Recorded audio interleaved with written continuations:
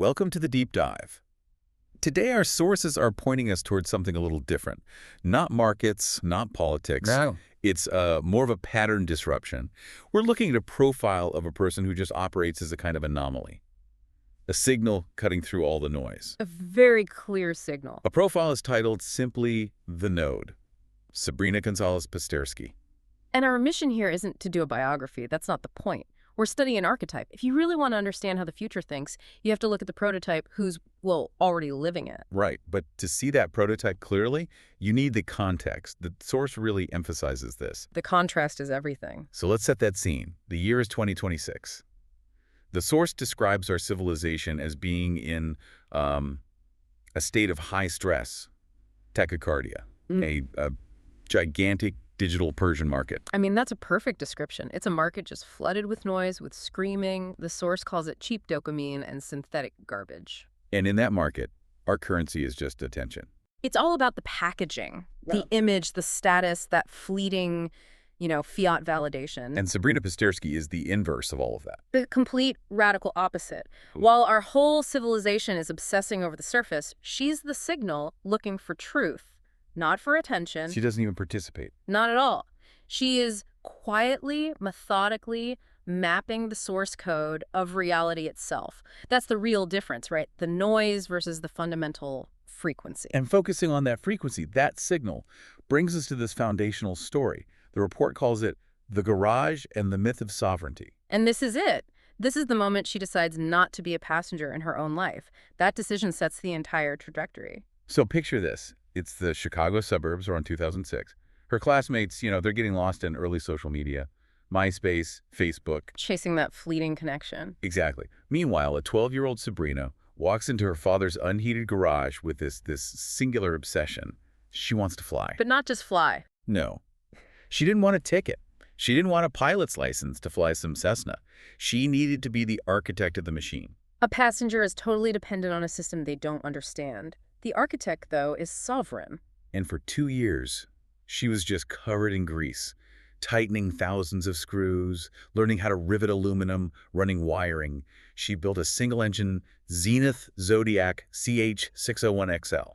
And you have to understand, this wasn't a model kit. This was a real experimental aircraft. It demanded serious engineering competence. The source points out these critical details. She had to learn to weld, to calibrate a combustion engine, and then navigate the FAA's complex regulations. She had to build it, certify it, and then trust it with her life.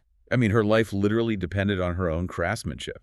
It's such a profound contrast with how we live now, right? We just buy these sealed, untouchable black boxes. And she just ripped the black box open. She built the tools of our own reality from scratch. That is the supreme definition of technical sovereignty. It's reclaiming that power to actually manipulate the physical world. And the culmination of all this. At age 14, the plane is certified. And she takes her first solo flight over Lake Michigan. The source calls it an act of metaphysical rebellion. And if you can grasp that kind of singular autonomous achievement, what happens next is just, well, it's shocking. It really is. She applies to MIT, the one institution you'd think would specialize in recognizing this exact kind of genius. Yeah. And the system, it failed. They rejected her initially, put her on the wait list. Waitlist. And this is such a crucial moment. It shows the decay of these old institutions, the bureaucratic algorithm of the old world. It's just not capable of detecting real, non-standard brilliance. It's optimized for the repeater. The diligent student who memorizes and repeats, not the creator who builds her own aircraft at 14. The system just couldn't compute her. She broke the rubric. Yeah. So how did she get it? This is where it shifts from systemic failure to, well, human intervention. Maybe destiny. Or just a couple of professors who were actually paying attention. Alan Haggerty and Earl Merman at MIT. They're reviewing her file and they see a video. Not some polished documentary. No, just a grainy video of her welding the aluminum fuselage of the plane. The source quotes them. They said their mouths were hanging open. They realized they had come within inches of throwing the next Marie Curie into the trash. So they broke protocol. They saw the signature of a true genius, not in a test score, but in the dirty, applied, real-world work. They forced her admission. And the result of that forced entry is one of the most incredible statistical anomalies in the history of MIT. She graduated with a 5.0 GPA. Absolute perfection. And for anyone who knows the scale, a 5.0 at MIT it's almost statistically impossible. It means the highest possible grade in every single course, every assignment. She didn't just meet the system's demands. She completely crushed the ceiling. She proved her overwhelming excellence to the very institution that couldn't even recognize her at first. And once that genius was proven, of course, the assimilation attempt began. The source calls this chapter The Temptation of the Old World. The capitalist system tries to buy the anomaly. The machine just went into overdrive to monetize her mind. We are talking about the biggest players on the planet. Jeff Bezos offers her a blank check. Come work at Blue Origin. NASA opens its doors wide. We're talking 7-figure salaries, total security, ego validation on a galactic scale. And she said no. She said no. She rejected what the report calls the lure of the pharaohs.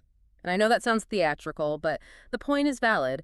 She turned down these immense structures of wealth and power. And that refusal is the critical philosophical split. It defines everything she does now. It does. So why? Why reject the chance to design the future of space travel? Because she understood the difference between hardware and software. Look at the core metaphor the source uses. Rockets are hardware. Okay. They're just sophisticated transportation. They move matter from A to B. It's physical, it's limited, and it operates within known rules. But gravity is software. Exactly. Gravity is the fundamental structure. It's the underlying code of the universe that dictates how all that matter moves in the first place. She didn't want to build a better rocket. She wanted to understand the programming language that wrote the rules of space and time. She chose no-gnosis, pure knowledge, over gold, the market. She took a modest academic stipend at Harvard to work in a basement on theoretical physics. She refused to use her mind to make billionaires richer. That is it's an unbribable sovereignty. Which brings us to her whole operational strategy. The source calls her the anti-influencer. Because if attention is the currency of the modern world, she is completely, willingly bankrupt. Radically antithetical to the whole attention economy. No Instagram, no TikTok, no LinkedIn. She's built this impenetrable wall around her work. Just look at her website, physicsgirl.com. It looks like it's from 1995. It's just plain ugly HTML. It's arid. The only thing on there are links to her PDF scientific papers.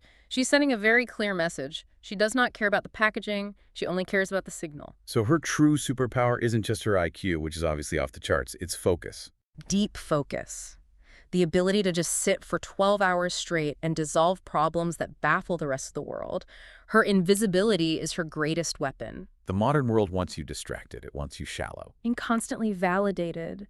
Her choice is a direct rebellion against that entire system. It protects her mind. And with that focus protected, we get to the actual substance of her work.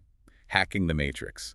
Celestial holography. This is where the physics gets pretty mind-bending. Yes, it does. She's basically proposing changes to the nature of reality itself. So she studies celestial holography, which, the source explains, suggests that our reality, this three-dimensional world where we exist, it might not be fundamental. Right. The math suggests that all the information to describe our 3D universe, every star, every planet, you and me, it's all encoded on a flat 2D surface. A 2D surface at the infinite edge of the universe, where gravity doesn't exist. The famous analogy is the soup can. The 3D universe is the soup inside the can.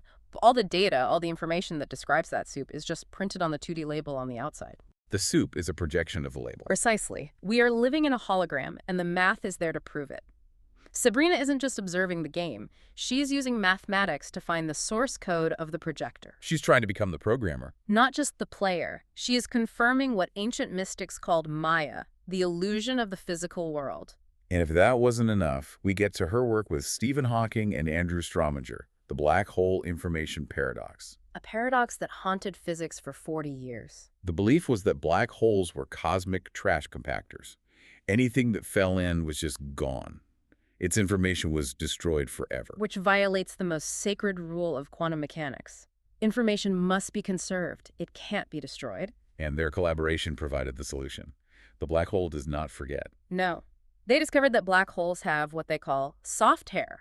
Not literal hair, of course. It's zero-energy photon excitations on the event horizon. And when matter falls in, it doesn't get destroyed. It leaves an indelible trace. A signature gets imprinted on that hair. The black hole keeps a perfect holographic record of everything it swallows. The implications of that are seismic. It means the universe has infinite memory. Nothing is lost. Every action, every particle, every event, It all remains recorded in the underlying structure of space-time. This is basically the scientific demonstration of the Book of Life, or the Akashic Records. The fabric of reality is an immutable hard drive. To put a fine point on it, in this context, karma is just the conservation of quantum information. That's profound. So let's bring this all back to the listener. Why is this archetype, this silent, sovereign physicist, so important right now? Because all the chaos we see, the economic instability, the moral decay, the wars, these are the death rattles of the old cycle. The old world is dying. And the report calls Sabrina the contraction of life. She represents the new human species being born in parallel to this collapse, introspective, Yeah. essentialist, sovereign over their own mind and their own attention. So the human of the old world is loud, materialistic, trying to conquer Mars. And the human of the new era wants to understand the code of the universe to elevate consciousness. The point here is for you to use her as a mirror, not an idol. Her real power is her sovereignty of attention. Yes. The system demands your focus because it can't create energy itself, so it weaponizes distraction to harvest yours. You have the power to withdraw that. So the final operative order from the source material. What's the application for the person listening right now? The most radical rebellion today is not to protest in the street. It's to reject external validation. Do not willingly hand over your vital energy to build someone else's dream. The final instruction is crystal clear. Turn off the noise. Disconnect from the media anxiety, the cheap dopamine. Don't work for the billionaires. Yeah. Use your genius, your skill, your creative fire for your own sovereign purpose, not just to optimize their bottom line. And finally, find your garage. Build your own plane. Find that deep project, that skill, that passion that lets you manipulate reality on your own terms, built by your own hands. Without asking for permission and without waiting for applause from the digital market, the old world is dying in a scream. The new era is being born in silence, in the basement, studying the code of eternity. Be a node, be the signal